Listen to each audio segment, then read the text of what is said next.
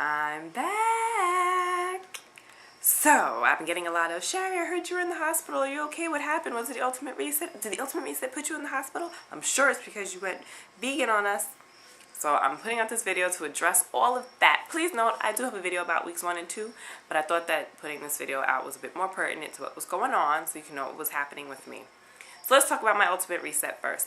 Ultimate Reset, amazing. Would I do it again? Absolutely. What has it changed? Number one, my relationship with food. I was a bigger foodie than I thought. I'm not craving things I used to crave, like sodas and sweets and stuff like that. I've pretty much weaned myself off of that. I don't feel like I need it. It's opened my eyes to so many different fruits and vegetables and recipes and things I normally wouldn't eat, and there's just this huge world of food out there that is not related to frying and the normal stuff. Just experiment and explore. I promise you won't regret it. What else did it do?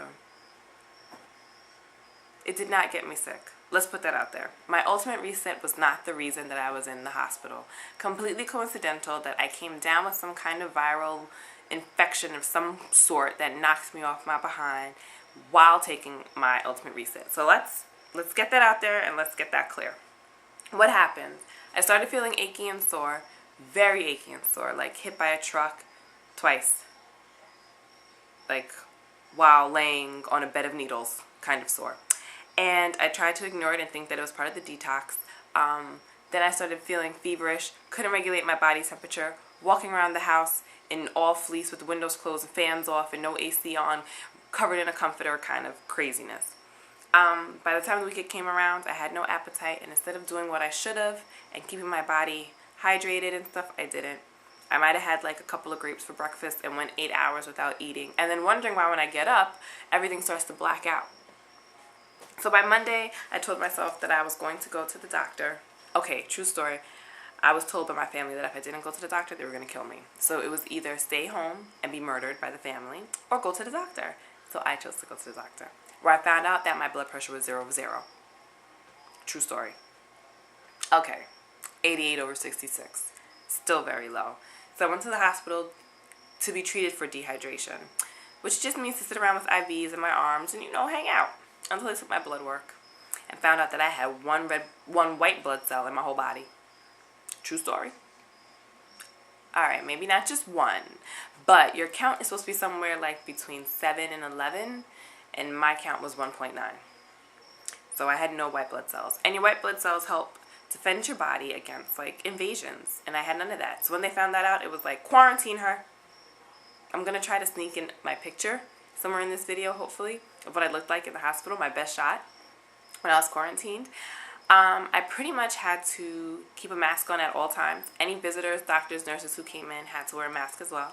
My room was single occupancy. I couldn't be around people because I had no defenses. If you had sneezed on me, and I don't mean like a big messy sneeze, I mean one of those sneezes, I would have probably got pneumonia 4 minutes later. True story. You know how they say people don't die from AIDS? AIDS just attacks the immune system, and then they get something like a common cold, and it develops into pneumonia, and they can't fight it, and it takes their lives. That's pretty much the state that my immune system was in, and they had to keep me until my numbers went back up. I got to take this really fun bone marrow biopsy, too, while I was awake. It was great to take bone marrow out while I'm up. Anywho. So I'm feeling much better. I'm home. Very glad to be home. My numbers went back up. Still pending the results of my bone marrow biopsy, but it doesn't seem like I have any type of blood disease or anything. Just a really bad viral something that knocks me over. So I'm pretty glad that it worked out the way it did, because if I had never gone to the doctor for my dehydration, I would have never known about my blood count. I would have been home, I would have caught something, and I would have been in a much worse situation. So I'm happy. The hardest part was missing my baby girl, but when I came back, she got me this card that says, more than okay, more than just better, hope you're feeling good soon.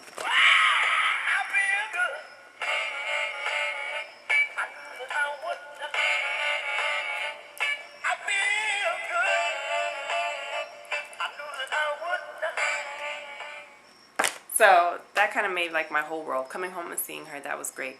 Thank you to everyone who sent well wishes and texts and prayers and voicemails and everything. I hope I got back to everybody personally. I really wanted to, but I really appreciate it. And an even bigger thank you to my family who was there for me and came and stayed with me, and for those who helped take care of Isabella while I was locked up.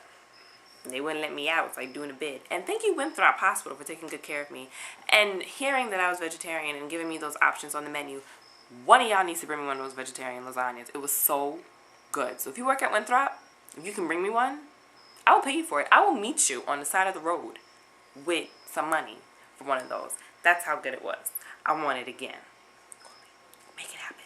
Inbox me. Do something. I need one of those.